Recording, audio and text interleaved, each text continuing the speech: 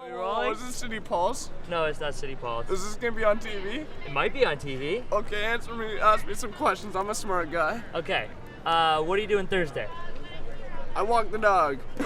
Okay, would you think you might be doing anything special this Thursday?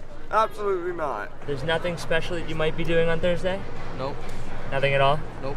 Something that involves different colors, like blue and orange and green and red. Nothing, that might want to put something on a piece of paper that has some names on it and put it into something else. You mean voting? Yeah! Oh, The yeah. election. Oh, Are you going to vote on Thursday? Yeah, I think so. Are you voting? No. Why wouldn't you guys vote? I'm too ill-informed. I don't want to make the wrong choice. Okay, well, see, I don't know who I should vote for. Do you have any idea who I should vote for? Actually, I don't even know who I should vote for. Who should I vote for? NDP. Why should I vote for the NDP? Because the other ones suck. What about the other parties? I don't like them neither. Sure. I disagree with them all, so I don't vote. We gotta keep spreading the green message across Simcoe Gray that it's time to fix politics as usual. We know it's not working and we need to send a green voice to Queen's Park. I'm a small business owner. I love trees. I occasionally hug them. But I'm also all about good local jobs, investing in our healthcare system, and helping people save money by saving energy too. So those are all green things that are good for our economy. Why should people vote for the Ontario Progressive Conservative Party in this election? Because we believe that you shouldn't spend what you don't have. We believe that government is and has the responsibility to be a good steward of our tax dollars. The McGuinty Liberals have a long-term strategy for economic growth.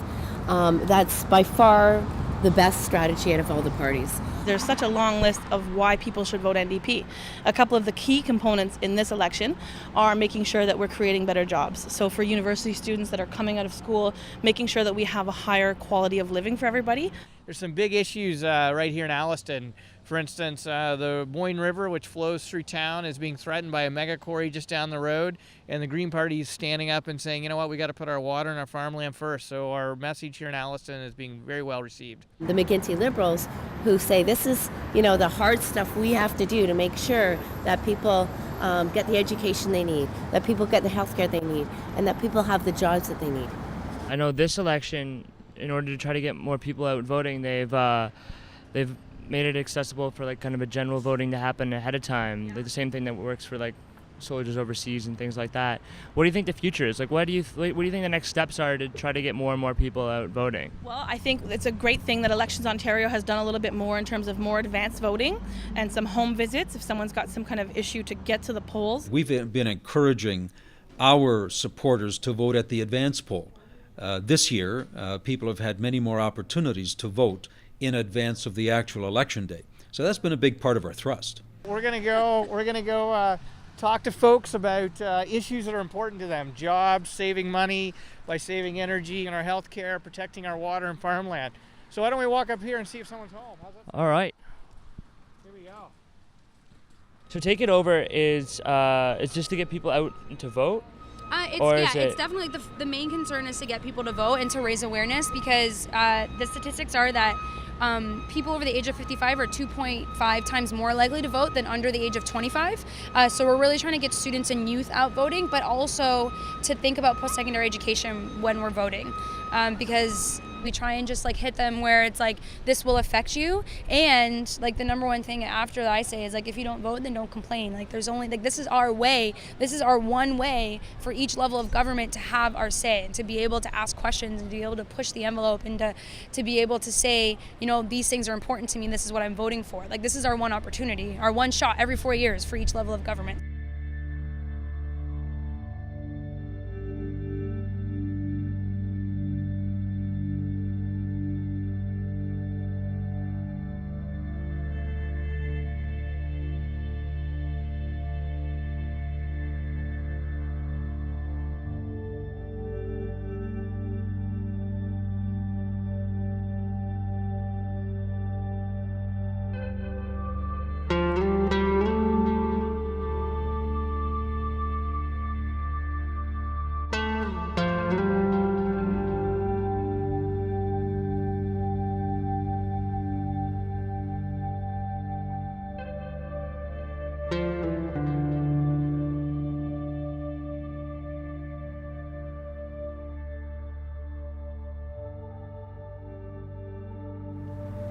So what happened? I mean, we were going up against an incumbent, which is always harder than just going up against no one else who's big. So I mean, a lot of people, they recognize the name, they see that he's the incumbent, so they automatically just vote for that because it's easier. Sometimes it's just an incumbent has too much, like a stronghold on the riding. So, yeah. Did you guys think you were gonna win though? There was always hope that we were gonna win, but like I said, going up against an incumbent is hard, especially when you're an NDP candidate going up against Liberals. It's always tricky because people want to vote strategically, and so they vote for a Liberal so that the Conservative doesn't get in. What we're down to in voting in Canada, across the country, is essentially the people who are rabid supporters of one party or another. And they'll always vote for that party, no matter what the party leader does, no matter how many promises the party breaks. They just support that party. Their parents might have supported that party. And they've always voted that way. And that's essentially what we're down to. And across the country, 40 to 50% of people are not turning up to vote. And half of those used to. So we're at turnout of 50% to 60% across the country, and it used to be 75 to 80%. Do you think that's maybe one of the reasons why the youth aren't voting? Maybe they feel that they can't make an impact? I've had a number of young people tell me that one of the reasons they don't vote is because they don't think their vote counts. The reason that youth should be involved in politics is something else. It's all about their future. The decisions that the legislature makes today is going to affect the future of the young people today. One of the problems with youth is that they don't think the two key things they should think, which is if they don't vote, they don't count. And you never know when your vote may count. And as a result, about 75% of youth do not show up and vote. Why is it that some people vote and other people don't vote? Political scientists have looked at this question, and they've got a variety of answers. One of the answers is that people simply don't care. Voter turnout was the lowest ever in Ontario. The ruling Liberals only had 18.8% of eligible voters in Ontario actually cast a ballot for them, and they almost won a majority of seats. So it's very bad. When you look at the polls that have been done of why people don't vote, that are done by the elections agencies after each election, the reasons people are giving are not that, I feel secure. They're saying, there's no honesty. They're lying to me. Even if I voted for the ruling party, they don't give me what I want, and there's no accountability for those broken promises. But what we're noticing is that with succeeding generations, the willingness to turn out and vote is diminishing. It's a very serious situation, and anybody who is concerned about democracy and who's concerned about our liberties and our way of governing and our way of life has to worry about this a great deal. We're not, however, coming up with good solutions.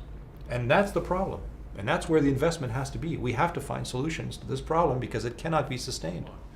We need to have a different voting system where your vote counts, no matter which party you vote for. And that's a proportional voting system. We need an honesty in politics law so that if a politician is making a false promise, they'll get penalized if they break that promise. We need to have changes as well to the advertising that's done so that people are encouraged to vote, and we need the right to vote none of the above. And if these things were done, I think we would get back most of the 20 to 25% of voters who have dropped off from voting over the last 20 years. Canada is possibly caught in a dangerously undemocratic spiral because politicians don't really care about voter turnout.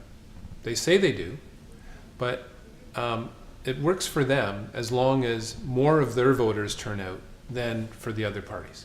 People should vote because what government does affects us. When government does not do the job, when government does not educate properly, when government does not prepare society for the future, when government does not take care of the environment, when government does not take care of the old, the infirm, when government does not take care of immigrants coming into the society, we have a problem.